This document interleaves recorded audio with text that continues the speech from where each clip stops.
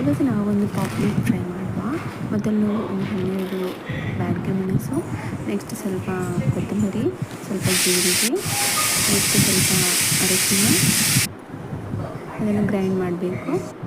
ಅದಕ್ಕೆ ನೀವು black pepper add ಮಾಡಿ, ಸ್ವಲ್ಪ ಎಷ್ಟು ಬೇಕೋ ಅಷ್ಟು ಆ್ಯಡ್ ಮಾಡಿ. Next ginger garlic paste add ಮಾಡಿ.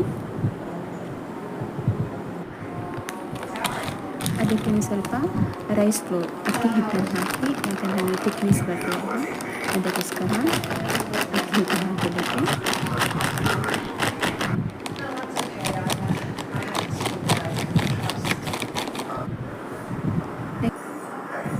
ನೆಕ್ಸ್ಟ್ ಸ್ವಲ್ಪ ಕೊಕೊನಟ್ ಆಯಿಲ್ ಆ್ಯಡ್ ಮಾಡಿ. ನೆಕ್ಸ್ಟ್ ಹುಳಿ, ಅಂದರೆ ನಮಗೆ ಟೇಸ್ಟ್ ಬರ್ತದೆ ಹುಣಸೆ ಹುಳಿ, ಅದನ್ನು ಚೆನ್ನಾಗಿ ಮಿಕ್ಸ್ ಮಾಡಿ.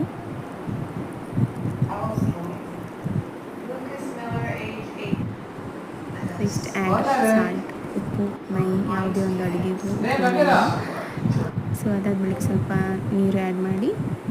ನೆಕ್ಸ್ಟ್ ಚೆನ್ನಾಗಿ ಆ ಪೇಸ್ಟನ್ನು ಫಿಶ್ ಫ್ರೈಗೆ ಅಪ್ಲೈ ಮಾಡಿ. So yummy fish fry ready.